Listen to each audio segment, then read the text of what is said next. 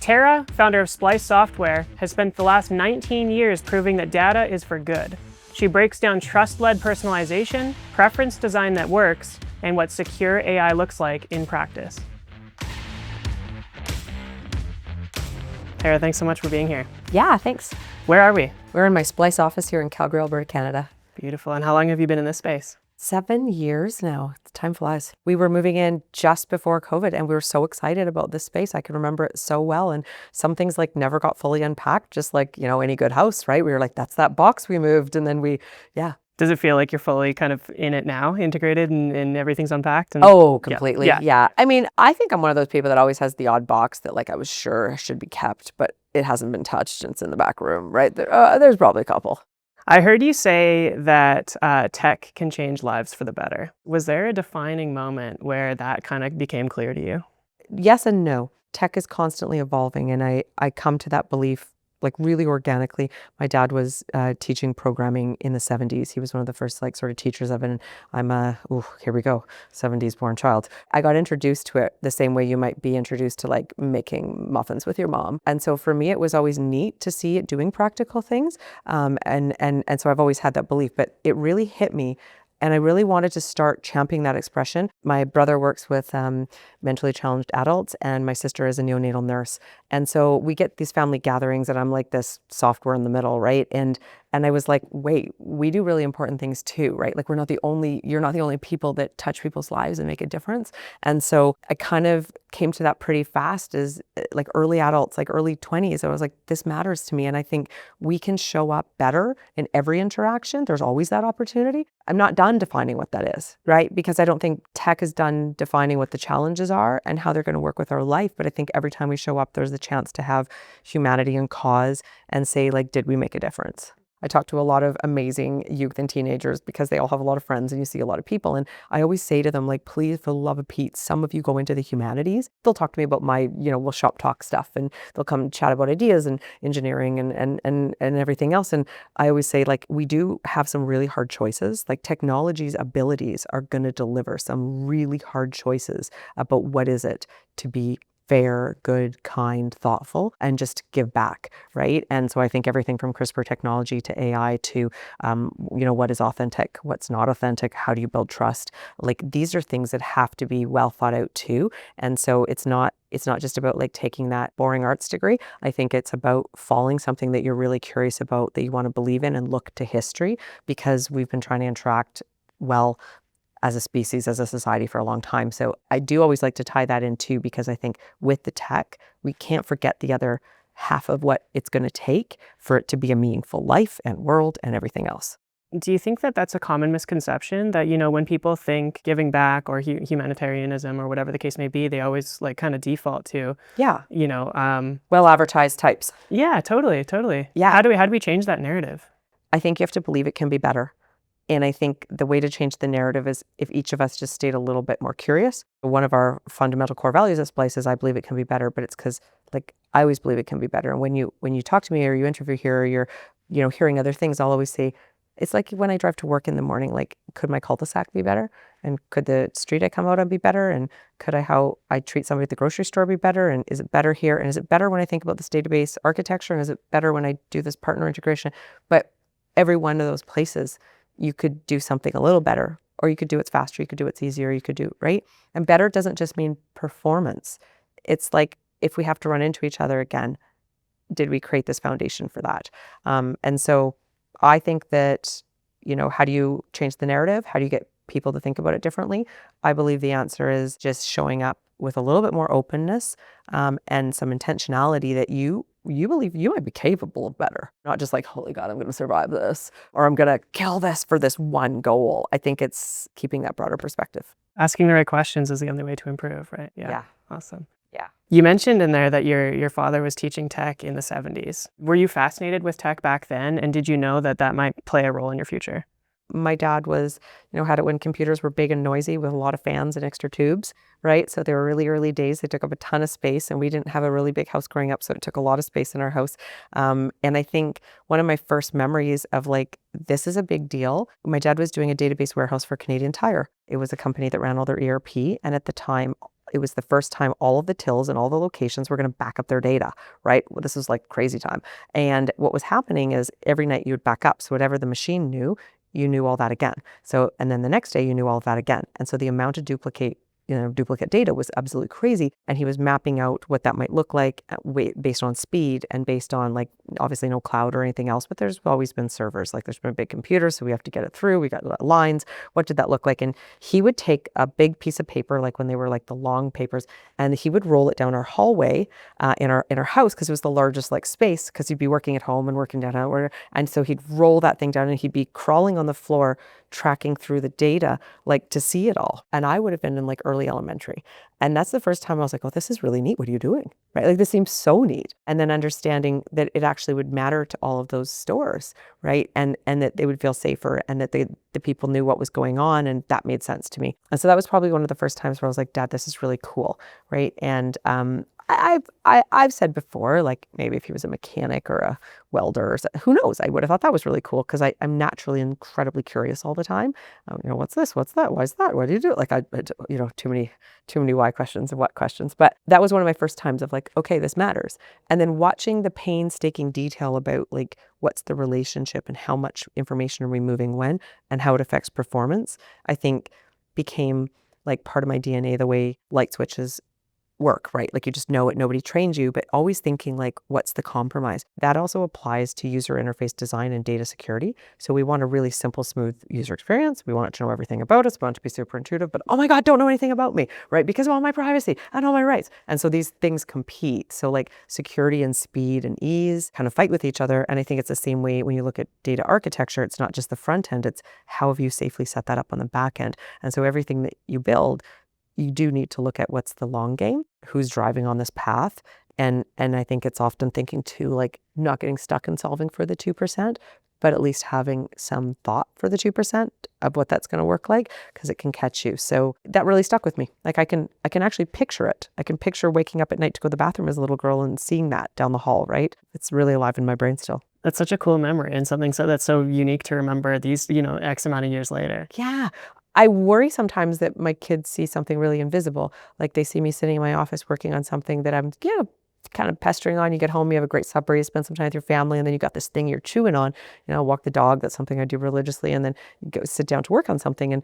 And for them, I could be surfing the internet. I could be like, it's what we do on a computer now is just like infinite, the number of things you might be doing, right? And trying to show work. I hauled them in the other day where I was trying to do just an analysis of what the return would be and what the speed would be. And I said, I just want to show you this. And it was actually one of my nephews. My boys weren't around that day. And I said, I think you should see this, because it's a story. Like all of these things about data are actually telling a story about somebody who's trying to solve a problem. Whether it's picking dandelions out of your lawn, that's just so obvious. You can say, oh, mom's picking dandelions, but I'm doing something exactly the same. It's just in this invisible platform. At the rate that tech is evolving, right? Like your boys seeing you work at a computer might be the equivalent of you seeing your dad unroll the paper, right? Are they so we have no idea. Talk? I know. Yeah. I know. And that's where I get really excited and proud of, like, whether it's the Jetsons or do you know what I mean? The Future Forward, or it's so obvious. We're all picturing imagining and envisioning what that future looks like. I think that we're starting to see versions of it happen. And obviously we all probably watch The Simpsons and think like, who are these people? How do they always predict it? So I'm always like, okay, they need to give us a new episode of what's coming 10 years from now, because they're probably right. Totally. It's about time we see what that is, hopefully. Totally. Yeah. Sometimes it's super frustrating right now. We have more technology than we can get applications going, and we're finally starting to see them just in this last bit come to life. We're really not using the compute power that we could. We've got just so much more capacity and ability than we're able to leverage. And I think part of the reason is we're not comfortable. We're really trying to decide, do I deserve free lunch, right? Like, we're like, what do you mean Facebook's trying to monetize it? What did you think it was a free photo album club? Like this concept that we think we know that, but we don't act like we know that. And businesses need to be a little more forthcoming. But as people, as individuals, we also have to choose to read, participate, and be aware that we're making choices. And I really do think privacy rights and data rights, we need to better understand what that looks like. And we do want to keep people safe. We don't want Big Brother, but we also need this tech. And so I think as we get better insurance, I was really excited. Munich Re is insuring AI innovation. So if you're running a business and you want AI to generate something versus staff, they have a way to insure it now. And I think as soon as we get laws, compliance, AI legislation, we're seeing come out, it's creating the framework. We need highways, right? And we need guardrails. And once we have highways and guardrails, businesses will drive and people will naturally come to it. And I think that last final frontier is actually going to be that humanity needs to get comfortable with what's possible and decide at what level we invite people in. And so that's the part I think that I find the most challenging to predict. It's less about what the tech can do and how fast you can see that, exponential rate of growth. It's the unpredictability of this, I don't feel safe, right? What does it take for humans to feel safe? And therefore they won't consent and therefore it slows it all down. So it'll be interesting. It's fascinating to hear that you don't think that the capacity of current computing is being utilized to its full capacity. Like we have supercomputers, we have so many more things we can do. Obviously Canada as well, but you're looking at some of the work being done in the United States too, just to put up nuclear power because we need more power, for more computers, for more AI, we need more chips, we need to change the legislation. So I think you're starting to really see the economics and the viability come around incentivizing businesses to bring it. Yes, it's challenging, don't get me wrong. There's a lot being done to try to close that gap. We've got a lot of capacity there. And as we start to utilize it, price comes down and then we get even more access. Like, do you remember, you probably do, like when we first said like, oh my gosh, somebody, wanting to do a startup in Leduc, outside of Edmonton has just as much capacity to do it in some ways now as somebody in San Francisco because of servers, right? Because of AWS. And so before you used to have to find a private place and you have to set up your own servers in a cage and then get them online and pay some duplicate. It was very hard to scale, right? And now as an entrepreneur trying to do something in tech, it's very easy. Click, click, click, off we go, right? And we've got everything as a service sort of available at a price point that's palatable. And that's what I mean, those barriers. We've got a vehicle in order to create mass access. And then we have sort of a known infrastructure cost to exponentially grow that piece. And so those can start to have some level of prediction and go forward. But then you look at like people pretend that they're not comfortable. So if you go back to like 2017 when like Alexa, Google, all the voice technology was coming out, right? And you even saw LG launching their own and you could speak to everything and everybody freaked out. Oh my God, it's listening. And you were like, oh my God, you've been using a cell phone. Of course it is, yeah. Right? Like, but you've been using a cell phone that's also listening. Like, are you serious? Not only is it listening, it's reading. Like, oh, I want to keep this private. I better just type it. Oh my gosh. It's this unpredictable human nature. And I find it surprising. And I don't think it's enough to just say, well, it's big business's fault, make it more transparent. I think there's this concept that, oh, it's magic. And so I think anything we can do to demystify it, we need to move forward on this because it is happening. I worry that the good life that belongs and is accessible to everybody is going to start shaking some of that globally because some people are choosing to get really involved and some people are choosing to really not get involved. And I don't know what that looks like. That's a really fascinating topic, is that whole consumer argument on privacy. What do you think is the biggest barrier for consumers? Is it that they don't understand? It's that they feel taken advantage of? It's that they feel like their data is being sold? Like, why do you think that occurs in the consumer's mind? And then how do we move past this as fast as possible? There is an element of like our data was being sold before we knew it. The tech stack wasn't fast enough because of APIs and cloud for us to realize that it was being sold, but it was being sold and the biggest players were using it. But all of a sudden, everybody could get it. A lot of people had those freak out events. Do you remember the Target one where they knew that person was pregnant based on what they were looking in the flyers? And they said that, right, and their parents, they hadn't told yet it was a minor that was pregnant. Yeah, so that was really obviously upsetting for the world. We weren't aware of how fast technology was moving as average consumers and just people. And all of a sudden people were shocked and surprised. And so I think this concept of like, wait, what's happening, is a big one. I don't believe that having longer privacy policies to read is going to be a winning feature. I think what we have to do is really take AI and let it add value for you. Because if you were looking for a new set of tires and you were smart enough because you've seen all my photos to know what I drive, you know what I'm looking for, and you know where I'm, like, you know all these things, show me deals on that. Like, start to really add value, not just who can pay for the best product. And so I think for the consumer to gain trust, we need brands not to work harder on documents and and whatnot. I think we really need to get them to genuinely want to add the value. And I think there is still a bit of an attitude in consumer messaging and marketing that says more is better, but I think better is better. Right? And so that's like spray and pray. We all laugh at that person. But how many people still have a KPI in their system, like a key performance indicator, right? We know what this is in Founderland, I know, or in all entrepreneurs' business. But who has this that is about list size? Is it really about list size, or is it about list quality? Is it about return on list size? Like, how many times are we really measuring the right thing? And I think that comes directly back to that adding value, because you do it. Like when you go somewhere and you want to get a coupon, you're like, oh yeah, I'll opt in. But opt-in has to be clean and easy. And I think like any relationship, it has to be opted in, opted out, opted in, opted out, because sometimes I'm going to want to talk to you about this. Sometimes I'm not. Preference management is really, really important, but only if you want to abide by it.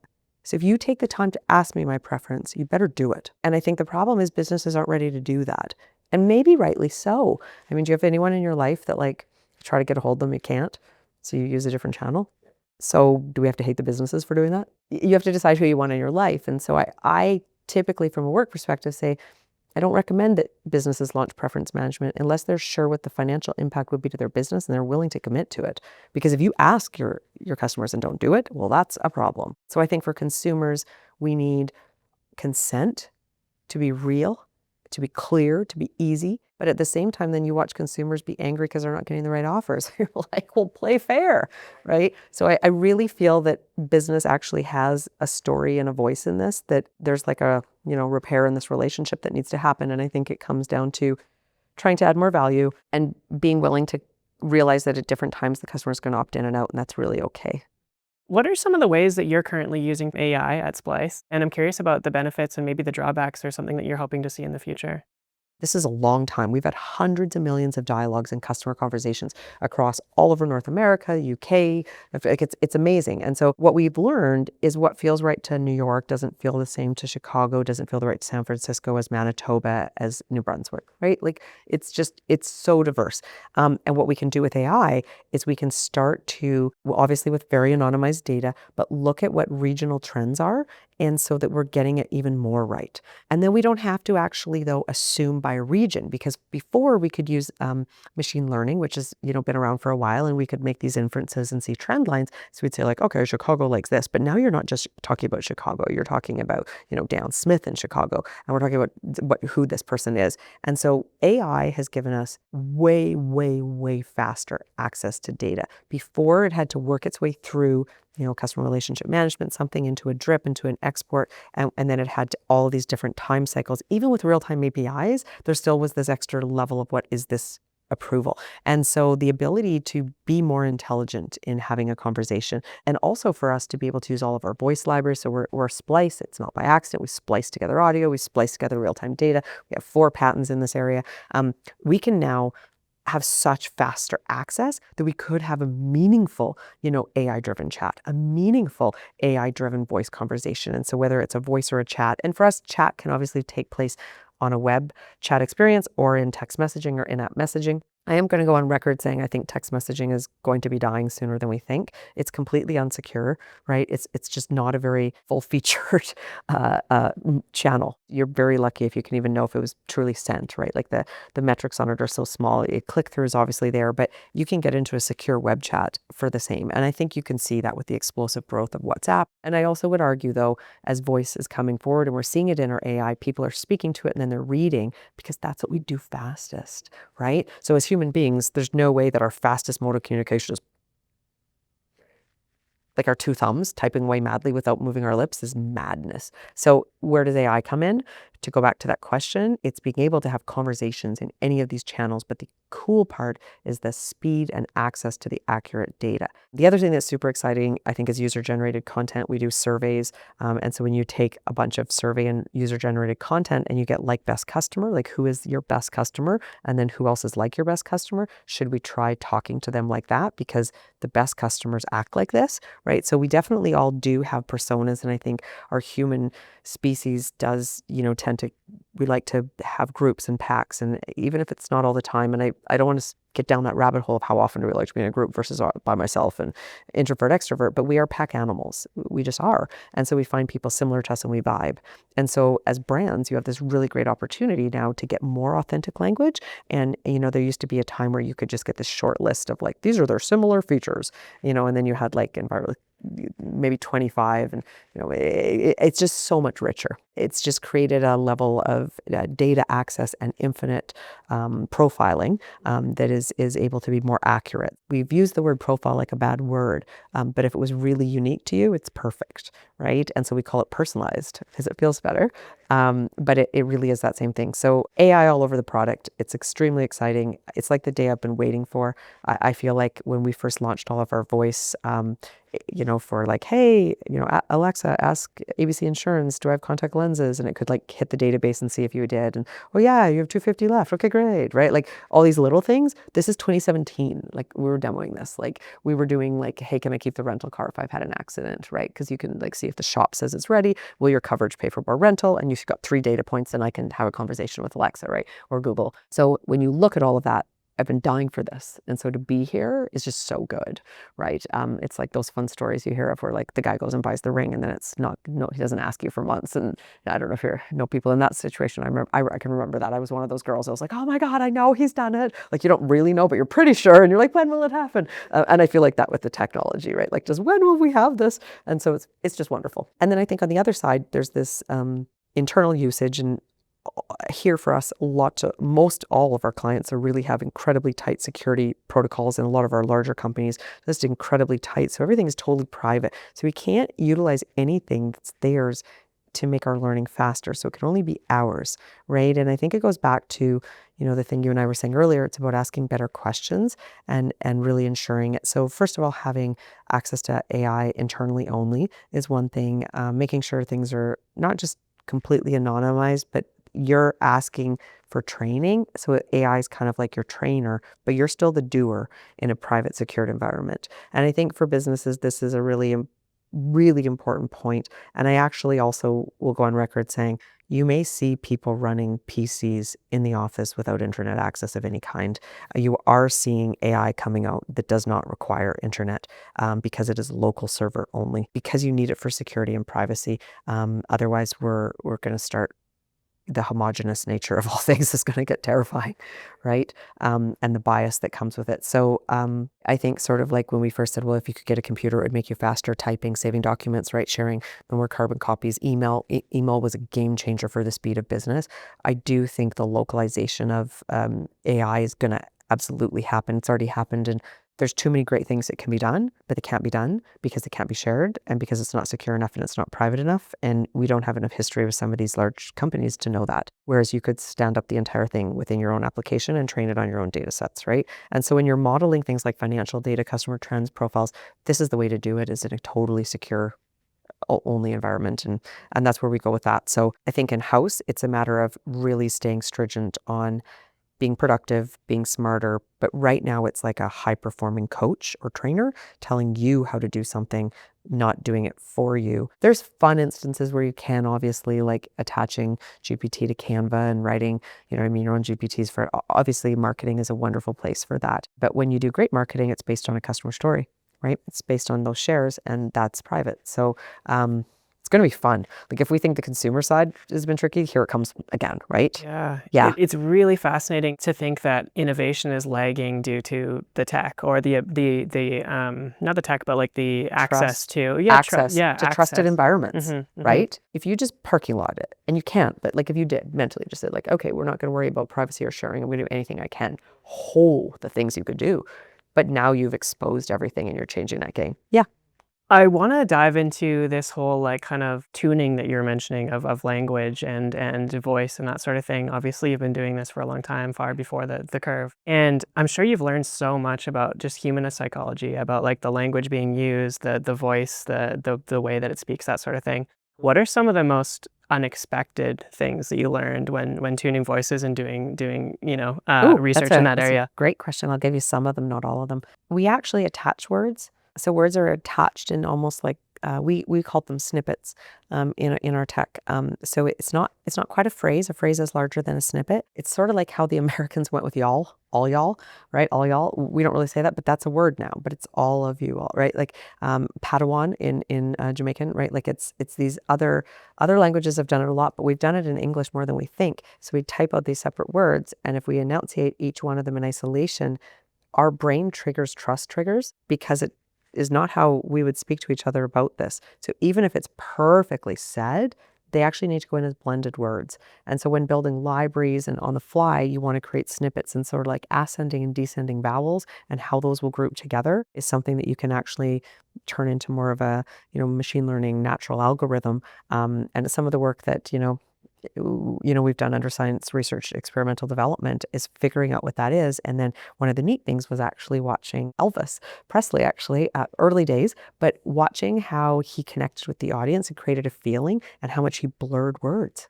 Like if you actually then took that music, broke it down and looked at it, you could see a totally different connection to how he was singing, of where he chose to breathe and put those words. And it wasn't what you would think. It's nothing like what you would type. And so when we went naturally to do text to speech, that's why it would absolutely break, because none of the things that were invoking emotion. And when we can invoke emotion, you trigger all the different memory storage, right? So it's so much more than just dopamine at that point, right? And it's and it creates an entirely different, sort of endorphin based response. One of my favorite things that actually was really early days for Splice is when you say to somebody, "I love you," or "I love you" with their first name. And it changes it completely. It's incredibly powerful when you have the chance to do that. And so that's when we realized, well, we must have the greatest first name library in the world. And so back in 2006, we took the entire census and we made everybody's first name, and then we made it pronounced right, and then we did multiple pronunciations, and we tried to get that freaking thing perfect. Because if we say your name to it, feels different, it stores different in your memory, and you associate that feeling you had with that brand, right? And so I love the psychology of that. And I love when you can find something that you can repeat, because it actually it's sort of a rule of how our brain storage works. And so, when you have appropriate stomach gut health, and you have that right feeling, a mixture of hormones in your stomach, because obviously gut health is so associated with anxiety and emotion and feeling. But when you are in a really ideal state, it's actually very easy to predict what will cause you to feel and how you will store memory because of it. And then if you have any other drawbacks, it'll affect the results, right? So if you're low in vitamin B, it'll be a less of a memory. There is obviously factors, and you can look at averages in those areas to see what those factors are. There's a lot of great research in that space. And we've spent a lot of time researching in that space. And at the end of the day, I think we're all trying to build a bridge of trust. We're trying to build a bridge of trust so that we can authentically do things together in pursuit of something we think is going to move the needle, right? Be better. And trust is a feeling. 19 years has just flown by because it's this human experiment of how we always live, right? It's every customer is trying to do something they believe is the thing that needs to be done for a reason, and they serve a customer, which is another person. And that's why data is for good. Like I'm not trying to full circle it on you, but right, like you always have the opportunity to do right. You always have an opportunity to build a bridge of trust. And when you learn, I think, to lean in authentically to the idea that you're there to try to improve it, and that you're there to stay curious, you can take those habits everywhere in your life. Tech started that years ago, but like the idea of like, okay, what are your wins, right? Huddle. Remember Huddle started like years ago when they first started scrums, right? And we're going back like 30 years at this point. But the idea that, okay, here's my wins, whereas I need help, it's like training your brain. You're training your brain in gratitude. And they're just muscles. They're habits. We are our habits. You're absolutely right. Every person is trying to build trust with the next person. Every business is trying to build trust with their customers, all these different things. And it's so interesting to think that, the wordage that we use, and that you were ahead of that curve so well that you knew that, using this word instead of this word, or merging these two words, or using an abbreviation or not. Having that foresight that you had back in 2006 to kind of do this, how do you think that set you up for the current world and, what the emerging tech and the work that you're doing today? I wonder sometimes if we would have raised way more money with the right people that shared our business, if we would have impacted the world faster in a better way. We tried to scale globally into Europe and Germany early, and it was really, really hard. And so we've been organically customer funded since 2008. And I think that's pretty awesome, because if we're not adding value, we're not here. And here we are. I love how real and authentic and just genuine it feels. And in those things that we love and feel so good, I think what part of that is a limiting belief, right? Just being really vulnerable. And I think that maybe we could have looked harder to find people that shared our beliefs and where we could change it because we could have ran faster. So I am seeing the world catch up. I am seeing AI voice just really take off. They sound better. They feel better. I think that there's still less people monetizing the human psychology side. I think we still have a lot of advantage in that area, but I think the gap is closing lightning fast when you talk about exponential change. Like we used to still watch any demo and say, oh, we sound better. Like we'll go head to head on anyone. We always sound better. And now you're starting to hear something like, damn, that sounds good. That sounds good. And part of me hates it because you're like, I want to be faster, better, best, right? And part of me loves it because really I just want us all to evolve forward together globally, solving more problems, doing more good. And so if data is for good for all of us, then what's wrong with that? And I think there's room for everybody at the table. And I think that our ability to stay curious and learn about where it adds value and what's unique and what are the other things they need has given us advantage to still stay, super highly competitive. But on that specific area, I would be lying to you if I didn't say I think the gap of why and where we're better has closed. Other people can generate audio that sounds equally as good. And for a very long time, we could always outperform on the sound. Sometimes it didn't matter. Like if I was calling to tell you that you have an appointment at your doctor's office, you're as likely to go if it sounded good or bad. But I would argue somewhere in the overall customer experience, better is still better. It's still a better bridge of trust. It's still a tighter, right? Like that truth is still there. Its value and relevancy from a business perspective adjusts. One of the things we've just been working on is learning how to reduce friction and kind of going back to that, idea of architecture is how to reduce more friction in the ability to deploy at scale. How do we do this safely? How do we share metrics so that they know this is where you should be landing? How do we make sure that we're serving customers and getting more user-generated feedback? How do we make sure that they're not assuming they know the profile of their customer, but there's a different thing happening, right? Can we better share data to increase the experience? And so we're kind of broadening our area of curiosity and our niche, but certainly we've still squarely pegged it in that splicing together real-time data.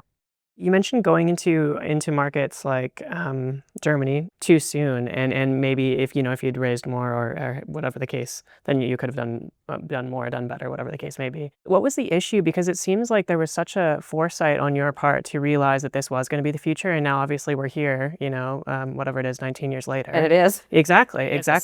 Do you think people just didn't see it like you did? What was that barrier that maybe was it hard to communicate that this was what did that look like? You need enough funding to take enough no's, right? So when you're customer funded, you got to get through it faster. You got to get to the win.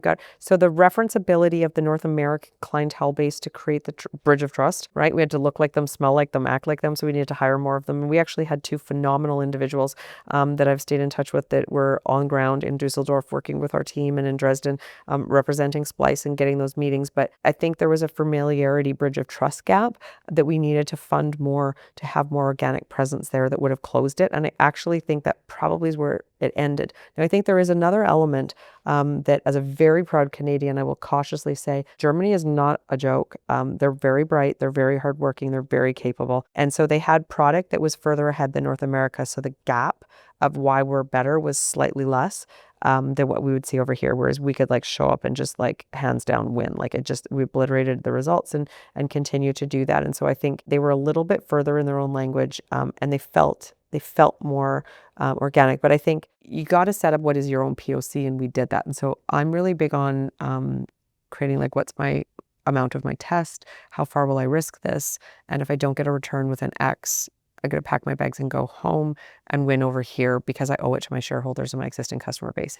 And I think if I had said my whole bet is on Europe, I could have won that bet. That would have been my goal. That would have been my bet. Whereas I said, here's my test case, right? Let's go. I probably, could have hired a me over there that was their only goal. There's tons of ways to think about this, but I do think when you're running a business, you have to ask yourself, you should not go out on an adventure hunt, whale hunting, when you've got rotting apples in the orchard, right? This is not the time to go find a new place. And so there's a combination.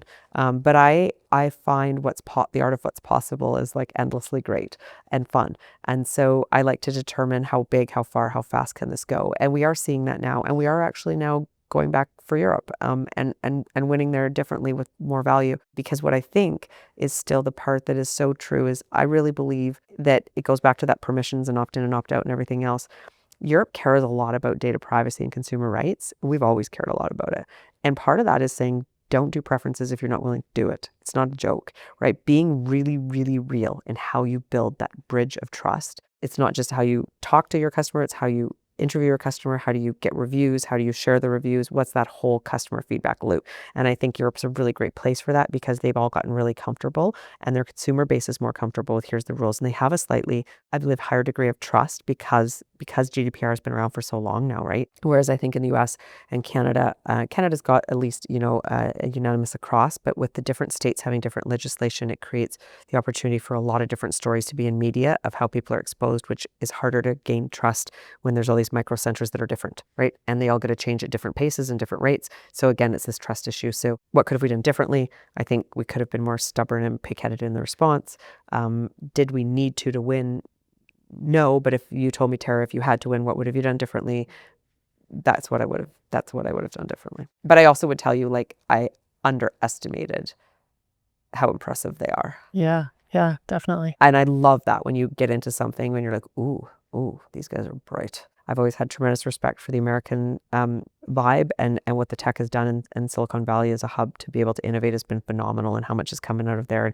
And Canada, I think we just need to mature everything before we sell it. That's always what I say. We just sell everything too early. We are just as bright. We just don't mature it as long. So our ecosystem doesn't cross-pollinate as fast because we don't have those many mature ones. We bail and then come back. And so it's different. I think the Americans get further faster because they're a little bolder in their take and they have this different confidence and bravado that's kind of been trained into them since going to elementary school as to how they view themselves. And so they take big shot chances and a lot of times those really land and they all get a win from it.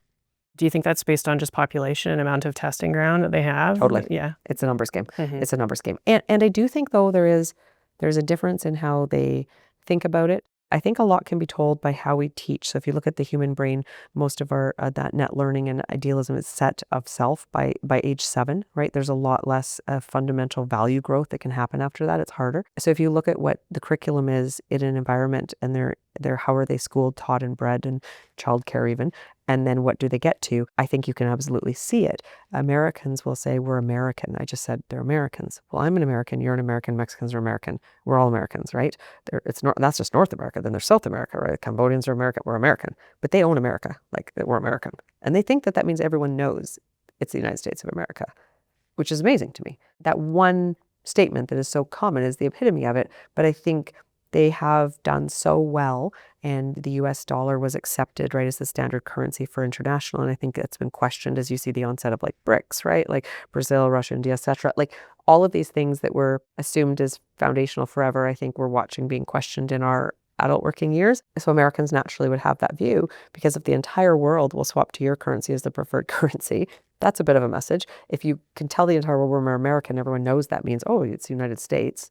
They just won that whole title, right? Like there's all of these social norms that if you were just trying to understand how the world operated as a child growing up, you just will naturally believe it.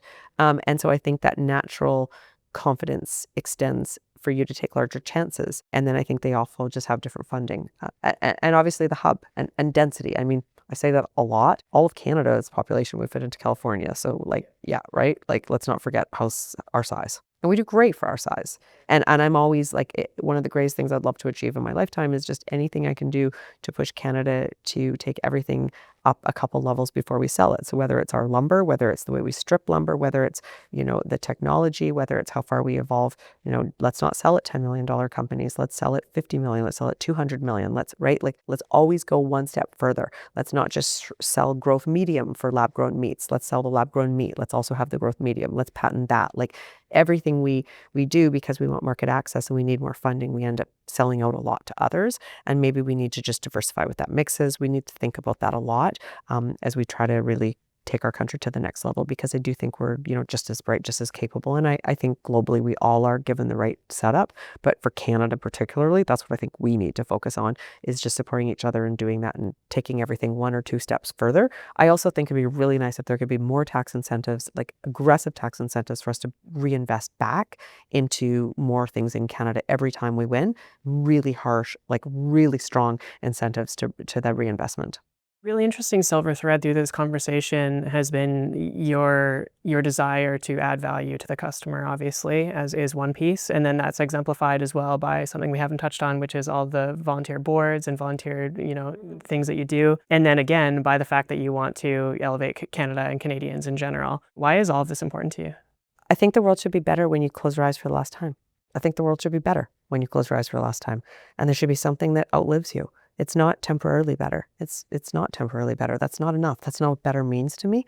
So you have to spark something that'll continue the burn. For me, you're not sure what's really going to catch the deepest blaze, but yet at the same time, I think they do all come together. I think of like a small example, but it's just one that I'm always really happy about. When my kids went to Montessori education, and I worked really, really hard as a volunteer, ended up taking on the presidency, and our goal was to get teacher curriculum in the Montessori Association to be recognized the same way by Alberta Teachers Association, so that the teachers could get credits right in their union, which is super critical and important for their lives, but they could also be really accredited Montessori teachers, and these two things weren't aligning. And I was like, gosh, we got like a 15% gap. We could close this. Sometimes it was more than that. And I worked with incredible other volunteers and people, and there was just no pay in it, but I was like, we can do better. And I launched our website, and we could put e-com on it, and I left it, and that site still functions, and that event still happens. And I actually took things I'd learned from, being a hockey mom and doing fundraisers for jerseys, that I said, like, these guys fundraise like a son of a gun. We're going to model this, and we're going to take that. And so I just think that when you can do something that keeps going past you, and those teachers are there, I don't know what those little Montessorians are going to do in the world, but they're curious and they want to add value because that curriculum teaches something different. And Montessori is not for everybody. Don't get me wrong. I think you can pick which stream you jump in, and which, creek it goes to, and which river and which ocean. We all end in the same one. Just don't keep jumping around. You'll never get anywhere. But I believe in choice and access. And so for me, it was so exciting to see that continue on. And I'm still so proud of it. I think it matters to me because if I did one thing, it would just be that there was something that was genuinely better, and that you could see that still happening. What's important for you as an entrepreneur to pass along to your kids? Is it like, is it a belief system? Is it asking why or how to do better? That sort of thing has been a common thread. What's important for you as an entrepreneur to pass along to your kids? I think the first thing that's important to me as an entrepreneur is actually that, as a mother for my kids, is to not make it look harder than it is. One of the biggest things I care about is it's actually, in my opinion, less scary to work as an entrepreneur, or in an entrepreneur organization where entrepreneur-led, where they're very, transparent, because you could see it coming. And I think we really saw that in the last round of tech layoffs like 2 years ago, right, where people were just getting emails and they were gone, or even this recent changes in the US, for any of it. There's no promise. You think you know what's going on because it's big. This weird fallacy. What is big? It's big houses of cards, right? And so there's two things in that sentence, I guess. Is one is, being an entrepreneur is making a bet on yourself is the best and safest bet you'll ever make. You always know. You just have to decide if you're listening and asking good questions. So betting on yourself is the best, safest bet you'll make. And then I think the other one is, it's not really, really hard. One of my kids said to me, like, "Oh my gosh, you work too hard. You could make, you could do so well doing this. You could be here, and they'll take you there." And I just said, "Oh my God, like, what did I do that made you think this whole game's about money?" Right? I felt, and he was a little bit younger then, but he's later 20s now, but it really hit me because I realized I was showing him something, right? And I was picking how I talked about things. And maybe because, we wanted to do that vacation or buy that boat or do that thing. And I think it's so important. It doesn't matter if you're an entrepreneur or an entrepreneur or what, right? But for me, it's to teach them that betting on yourself is the best bet you'll ever make. It doesn't have to be that hard. It's actually a choice. It's like if you watched an athlete trying for something, right? They don't have to work that hard. They want to. Maybe they have to be where they want to, but they want to. So which is it? Want to, have to, need to. Strange words. And I think we have to be careful what words we use and say. Again, going back to language. Language, yeah. Yeah. And I mean, even knowing a lot, you sometimes realize, I might have used the wrong language. That extrapolates beyond just being an entrepreneur, right? You could bet on yourself in any career or any path or any, whatever the case may be. So through the lens of tech, current entrepreneurs are building out their businesses, their ideas, and that sort of thing. What's an absolute no-brainer that these individuals or companies need to think about? I know this sounds boring, but I'm going to say security. I really am. The world is so global now. The amount of people that are underpaid in the world that aren't doing it because they're, horrible humans, they're stuck into a scenario. So I do actually think when it comes to tech, You need to get it. You need to understand it. You need to have the right policies. You need to know if your insurance matches your behavior. You need to read it. Like you owe it to everybody. Don't show up and do this job if you don't care about those things. I can't say that enough because it's so unfair. Everyone's chasing a dream with you and it's all going to come down if you can't keep your security in the right place, right? Not funny, right? So critical. And then I think after that is all the fun stuff is remember why you're different and unique, right? Stay super curious and really solve a problem because technology can do so much for you right now. You can ask your best questions. You can solve the biggest problems. You can just reach higher, whatever you're asking for. And people talk about the big, hairy, audacious goal, right? What's your BHAG? I think this is a time for the biggest of BHAGs, right? It's the time because there's tech that can do it. And I think that outsourcing right now is another thing to really think through is what are your relationships and the strategic relationships you have. Figure out what you need to have that's yours. What's a clean outsource, right? So getting specialists is always a good idea at certain times. You don't have to be a specialist at everything, but key partnerships and things in the value chain, I think are going to make a huge difference because we're going to have compounding wins. And if you can get the right tech stack running, that's going to make a huge difference. And it's not just the tech, it's the partners in the tech. Do you think things are going to continue to snowball in the sense that, continue growing at the rate that they are and capability and availability of things and that sort of thing will continue to grow, meaning that people can do more in less time, better, faster, et cetera? Yeah, I actually think we're sitting at the very cusp of what's about to be one of the highest growth curves of speed we've ever seen. And that's why I say the differentiator part, because we're not fast yet. It's getting faster. And I think you got to get really clear on what your purpose is and what you're really good at and what you're partnering and what you're winning with. And so the concept of writing like a value chain of like who's adjacent to you in the value chain, who's above you, who's below you, and what are those key strategies and how do you share and win is critical right now because it's about to get faster. There is a lot of other rich, beautiful things the human beings can do that add value and create an evolution in humanity and how we look at things and spend our time and nature and the way we protect it and the way that we engage with it and the way that we take care of our bodies and the way that we end suffering and the way that we feed people and have more nutrients. There's so much where technology really has the ability to make that impact. Getting clear on what are the problems you're trying to solve is awesome. And it's about to get faster. This isn't fast yet. I strongly believe this isn't fast yet. Brace yourself. It's really coming. And I do think that that's where that privacy, comfort, trust thing is so important.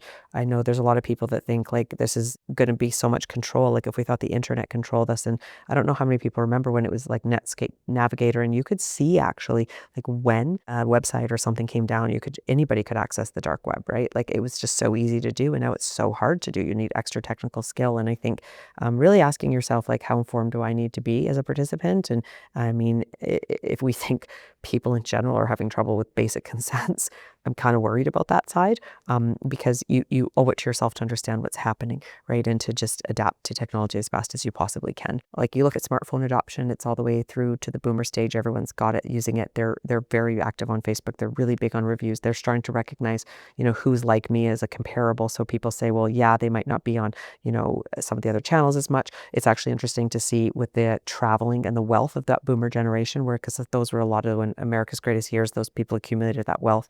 We have that wealth transfer. Those people are traveling more, and because they're traveling more, they're moving to WhatsApp because they want to stay connected to people they connect with, right? And they want to communicate when they're there, and they're becoming cost conscious, right? Because they live through these times.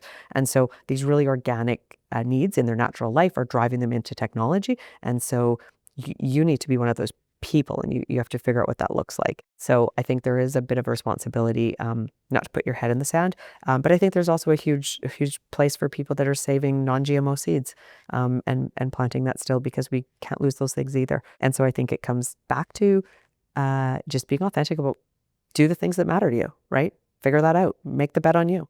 Yeah, that fine balance that we've kind of discussed the entire duration. Right? Yeah, right? Yeah. Yeah, because they do go hand in hand though, right? Like the reason you see the adoption we're seeing now on WhatsApp on the boomer generation is because they're traveling, is because they needed it, because they want to have connection to people they care about. It's always a circle of all of it. That's what's driving it.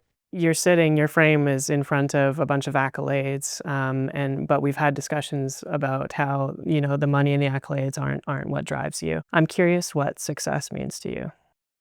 It's having that customer say to you like, oh my gosh, and this is what happened because this thing you built. And I always see myself as like this little girl from Calgary that's like changing the lives of massive organizations in New York and getting this job done in, huge centers and, in London, et cetera. And I think it's when you show up and this problem seemed really big and they were the biggest of the big and you solve that problem for them and you have a seat at the table and they ask you something and they just want to know what you're thinking about it and you're curious and you realize I'm having a really genuine, real interaction conversation. And it's just, I think success for me is when we make the world small because we're just people helping each other. So if I'm holding the door when I go in for groceries or if I'm solving a problem for a big organization, it's when you realize that we solved that together and that's how we added value. And then you're like, okay, well, that's good. I did good by this. Accolades matter. People care about them. I care about them. Awards matter. Income matters. You care about those things. But success for me is like, yeah, it's when you've solved those really cool problems and you're like, okay, I did it. It's that feeling you get when you check something off your to-do list times 100, right? It just feels really good. I love what you just said, which is, make the world small because everybody cares for one another. It's incredible in every action, right? From building something in tech to holding the door. That's what success looks like. Where can we send people to follow along your journey, Splice, and anything that you might have coming up? You can subscribe to our blog, obviously, Splice's blog, Connections, and that's a great place for a lot of our product highlights and stuff like that. I'm under X, under 2K Tech now. I also say, connect with me on LinkedIn, write me a note about what you're doing and what matters. Anybody on LinkedIn, I can always say at least 2 sentences about, so it depends, timing and what somebody's looking for. Following me probably on the Splice blog is a great one for me. And there's some rumblings that I may do a personal blog down the road. I've always sort of debated it, so that may be a thing in the future, who knows. Tara, thank you so much for this conversation. It was incredible. Thank you, it's been really fun.